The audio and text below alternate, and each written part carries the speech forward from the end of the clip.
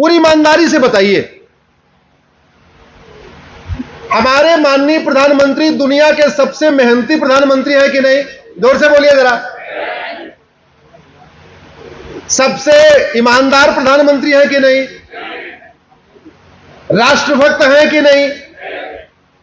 हमारा प्रधानमंत्री दुनिया का सबसे ईमानदार, हमारा प्रधानमंत्री दुनिया का सबसे मेहनती, हमारा प्रधानमंत्री दुनिया का सबसे ज्यादा राष्ट्रभक्त, 24/7 काम करने वाला, कभी छुट्टी न लेने वाला। अब ईमानदारी से बताइए, घूसखोरी खत्म हुई क्या? जोर से बोलिए। जमाखोरी खत्म हुई? मिलावटखोरी खत्म हुई? कालाबाजारी खत्म हुई? नशा तस्करी खत्म हुई? मानव तस्करी खत्म हुई? जोर से बोलिए जरा। सोना तस्करी खत्म हुई? माओवाद खत्म हुआ? नक्सलवाद खत्म हुआ? धर्मांतरण खत्म हुआ? जिहाद खत्म हुआ? मजहबी उन्माद खत्म हुआ? अवैध मजारे खत्म हुई? अवैध दरगाह खत्म हुई? तो इसका मतलब क्या हुआ? डॉक्टर अच्छा है लेकिन दवा, बड़ी सीधी सी बात है भाई। अगर जो समस्या भारत में है वो चीन में नहीं है, तो या तो चीन का शासक हमारे प्रधानमंत्री से ज्यादा अच्छा है, या चीन का कानून हमारे कानून से ज्यादा अच्छा है। दो ही चीज तो है। जो समस्या भारत में अगर सिंगापुर में नहीं है, तो यानी या तो उनका डॉक्टर ज्यादा अच्छा है या उनकी दवा ज्यादा अच्छी है। और मैंने पहले ही बताया, डॉक्टर का बीमारी से कोई संबंध ही नहीं होता, डॉक्टर का बीमारी से कोई रिलेशन नहीं होता, दवा का बीमारी से रिलेशन होता है। दवा भी बीमारी को ठीक करती है, डॉक्टर तो दवा देता है। इसका मतलब पिछले 75 वर्षों में हमारे यहां डॉक्टर तो बदलते गए, हॉस्पिटल बदलती गई। हॉस्पिटल का मतलब पॉलिटिकल पार्टी, और डॉक्टर बदलते गए, प्रधानमंत्री। हॉस्पिटल भी बदली, डॉक्टर भी बदले, लेकिन दवा नहीं बदली। इसलिए समस्याएं ज्यों की त्यों हैं। और ईमानदारों के लिए भारत में रहना बड़ा कठिन हो गया। मैं कठिन क्यों कह रहा हूं? आज की डेट में आपके जमीन पे कोई कब्जा कर ले, आपको अपनी जमीन छुड़ाने के लिए कम से कम 30 साल मुकदमा लड़ना पड़ेगा। 30 साल के बाद आपको अपनी जमीन मिलेगी, लेकिन लगभग जमीन के कीमत के बराबर आपका पैसा खर्च हो चुका होगा, कचहरी में आने जाने में टाइम भी खराब हो चुका होगा, पैसा भी। और 30 साल के बाद आपको क्या मिलेगा? कुछ नहीं। वो तो जमीन आप ही की थी, आपको मिल गई। लेकिन जिसने 30 साल आपकी जमीन पे कब्जा करके रखा, अगर वो खेत है तो वहां अपना फसल उगाया, आपकी अगर दुकान है तो उसने किराए पे उठाया, धंधा व्यापार किया, उसको तो कुछ नहीं हुआ। सुप्रीम कोर्ट तक मुकदमा जाने के बाद बोला नहीं नहीं ठीक है भाई, ये मुकदमा ये जमीन कौशिक जी की है। तो कौशिक जी को मिला क्या? न्याय मिला क्या? जोर से बोलिए, न्याय मिला? अरे वो जमीन कौशिक जी की थी और कौशिक जी को 30 साल लड़ने के बाद मिल गई, तो उनको न्याय कहां मिला? न्याय तो तब मिलता जिसने अवैध रूप से कब्जा किया था, उसके ऊपर कम से कम 150 करोड़ का जुर्माना लगता। और वो कौशिक जी को मिलता कि भाई 30 साल अपनी जमीन से दूर थे, अब आपको लो, ये आपको हर्जाना भी मिल रहा है। ऐसी व्यवस्था है क्या? अगर आप ध्यान से सोचिए, भारत में टोटल 5 करोड़ मुकदमे चल रहे हैं। 5 करोड़।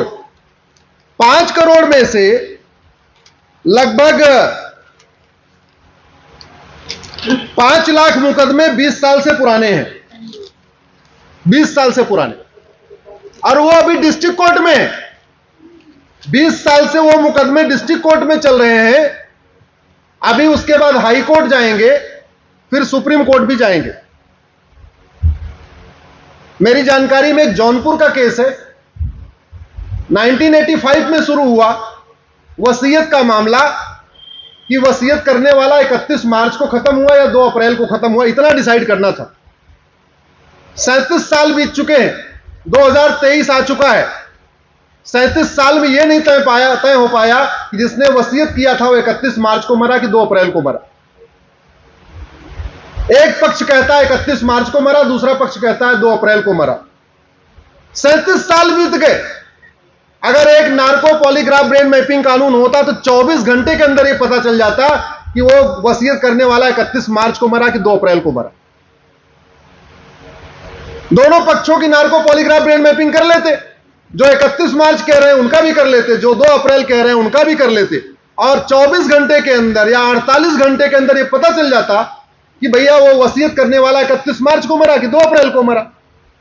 और दुनिया में ये कानून है, अमेरिका में है, ऑस्ट्रेलिया में है, सिंगापुर में है, जापान में है, लेकिन भारत में नहीं है। क्यों नहीं है? कोई लागत है क्या बनाने की कानून? आम आदमी को, आम जनता को फायदा होगा कि नहीं होगा? लेकिन नहीं बनाया गया। अगर यह कानून बन जाए, एक नार्को पॉलीग्राफ ब्रेन मैपिंग कानून हो जाए, और जब हम थाने पे शिकायत करते हैं, लिखते हैं शिकायत में, सेवा में श्रीमान थाना अध्यक्ष महोदय सो, और उसमें नीचे एक अंडरटेकिंग हो जाए, ये जो कुछ बातें मैं कह रहा हूं, आवश्यकता पड़ने पे इसके लिए मैं अपना नार्को पॉलीग्राफ ब्रेन मैपिंग कराने के लिए तैयार हूं। कोई झूठा मुकदमा दर्ज कराएगा क्या? जरा जोर से बोलिए जरा। कराएगा? कोई झूठी गवाही देगा? नहीं देगा। जब झूठा मुकदमा दर्ज नहीं कराएगा, झूठी गवाही नहीं होगी, तो मुकदमा जल्दी जल्दी डिसाइड होगा कि नहीं? लेटेस्ट एग्जांपल आपका, इस समय आपके जंतर मंतर पे हंगामा चल रहा है, चूंकि आपके हरियाणा से जुड़ा हुआ है इसलिए हम उसकी चर्चा कर देते हैं। पहलवान कहते हैं हमारे साथ छेड़छाड़ हुई, यही कह रहे हैं ना?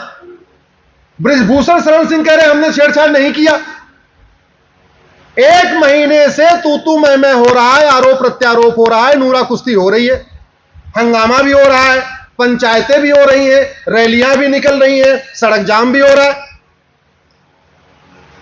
एक कानून होता है नार्को पॉलीग्राफ ब्रेन मैपिंग, जो कह रहा है मेरे साथ बलात्कार हुआ उसका करा लेते, जिसके ऊपर आरोप है बृजभूषण शरण सिंह का उनका करा लेते। 24 घंटे के अंदर दूध का दूध पानी का पानी, कि आरोप सही है कि झूठा है, और आरोप सही है तो बृजभूषण सिंह को जेल भेजो, आरोप झूठा है तो 10-20 लाख रुपए उसके ऊपर पेनल्टी लगाओ। आखिर पहले का हमारा न्यायिक सिस्टम इतना अच्छा क्यों था? इसलिए अच्छा था, 5 लोग बैठते थे, तांबे के लोटे में गंगा जल रखा, तुलसी रखा, सोना रखा, भगवत गीता रखा, और दोनों पक्षों को बुला लिया, बोले भाई ये काम करो, ये लोटा लो भगवत गीता के साथ, अब शपथ लो कि जो तुम कह रहे हो सही कह रहे हो। जो सही होता था वो लोटे को हाथ में लेता था, नहीं तो बोला ना हम नहीं लगाएंगे, वही का वही फैसला। अब जब टेक्नोलॉजी बदल चुकी है, देश बदल चुका है, तो हमको उसी सोना तुलसी लोटे का एक सब्स्टिट्यूट लाना पड़ेगा। उसका सब्स्टिट्यूट है नार्को पॉलीग्राफ ब्रेन मैपिंग कानून। व्यवस्था बदलेगी कि नहीं बदलेगी बताइए इधर। आज की डेट में बेचारे बहुत सारे लोग आते हैं सुप्रीम कोर्ट में, मकान किराए पे देते हैं, बाद में मकान छुड़ाने के लिए उससे ज्यादा खर्च करते हैं जितना उनको किराया मिला था। जितना किराया मिला था उससे ज्यादा वो सुप्रीम कोर्ट तक आते आते खर्च हो जाता है। तो इसलिए मेरा आप सबसे निवेदन हो गया, हॉस्पिटल बदल लिए, डॉक्टर बदल लिए, लेकिन बीमारियां ठीक नहीं हो रही हैं। आखिर परेशान आप ही लोग हैं, तो अब आप लोग दवा बदलने की मांग करिए। अब हॉस्पिटल मत बदलिए, डॉक्टर भी मत बदलिए, मेरे कहने से एक बार दवा बदलने की मांग करिए। सब लोग मिलके, आप लोग तो सामने बैठे हैं, आप लोग तो मांग करेंगे, क्योंकि ये वीडियो जहां जहां जाना है, मैं सबसे रिक्वेस्ट करता हूं, अपने सांसदों विधायकों से मिलिए कि भैया हमको 1 साल के अंदर न्याय चाहिए, कैसे करना है तुम देख लो। हम ये नहीं चाहते। दुनिया के कई देशों में पुलिस चार्टर लागू है। पुलिस चार्टर का मतलब आपने एफआईआर किया तो 1 घंटे के, आपने शिकायत किया तो 1 घंटे के अंदर एफआईआर दर्ज हो जाएगी, और एफआईआर के 1 महीने के अंदर जांच पूरी हो जाएगी और चार्जशीट दाखिल हो जाएगी। और चार्जशीट दाखिल होने के साल भर के अंदर यह जज की ड्यूटी है उसका फैसला कर दे। यानी 13 महीने के अंदर शिकायत से लेकर सजा तक का पूरा सिस्टम खत्म हो गया। बहुत सारे देशों में तो मामला सुप्रीम कोर्ट तक उन्होंने तय किया कि यह मामला केवल डिस्ट्रिक्ट कोर्ट से डिसाइड होगा, आगे कोई अपील नहीं, यह वाला डिस्ट्रिक्ट कोर्ट से हाई कोर्ट तक जाएगा, यह हाई कोर्ट से सुप्रीम कोर्ट तक जाएगा। लेकिन दुर्भाग्यवश हमारे देश में ना जुडिशियल चार्टर लागू है, ना जुडिशियल अकाउंटेबिलिटी है। जज कुछ भी फैसला कर दे, आज तक किसी जज को सजा हुई क्या? जरा जोर से बोलिए। आज तक किसी डिस्ट्रिक्ट कोर्ट के जज को सजा हुई? बहुत करेंगे तो ट्रांसफर कर देंगे, बहुत करेंगे तो यहां से वहां शिफ्ट कर देंगे, बस। अरे भाई, जिस काम के लिए जजों को वेतन भत्ता गाड़ी बंगला मिलता है, जिस काम के लिए जजों को इतनी सारी सुविधाएं मिलती हैं, और सुविधा देने वाले कौन? कौन? पब्लिक। आप सब लोग क्या है? पब्लिक।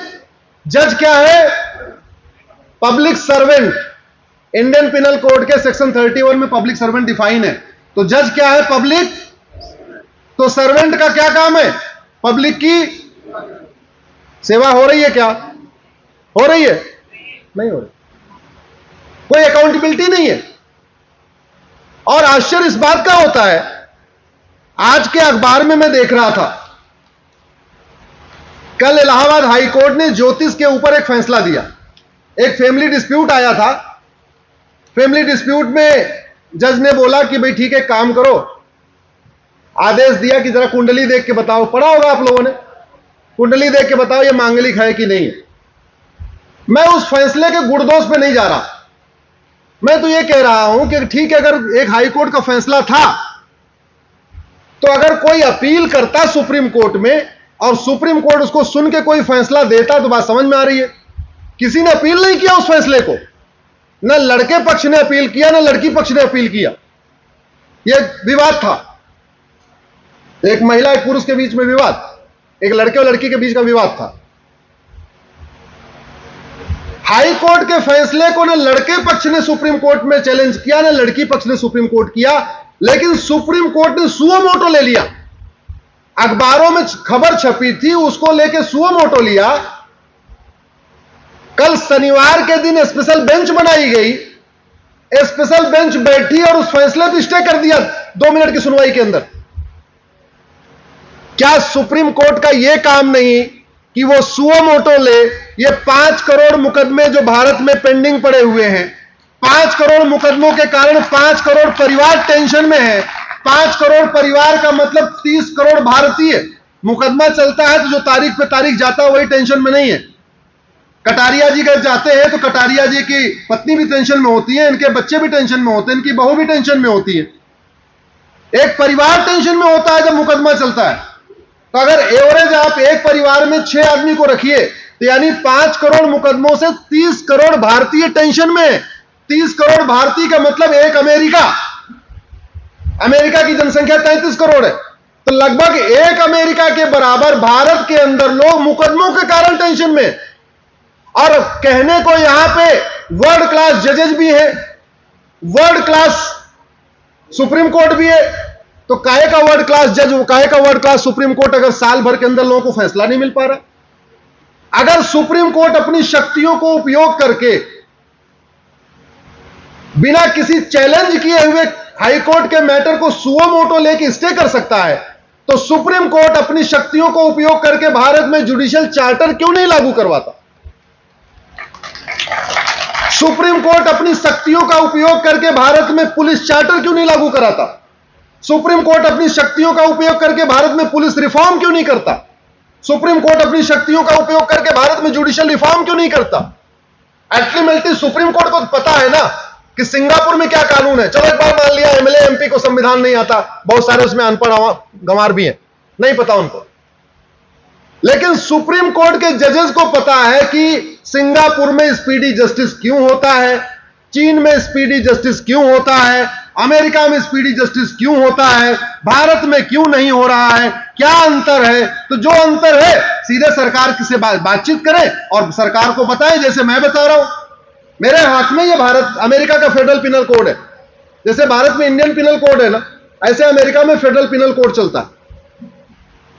भारत में किडनैपिंग की जो सजा है वो 3 से 7 साल की है। अमेरिका में किडनैपिंग की सजा 50 से 100 साल की है।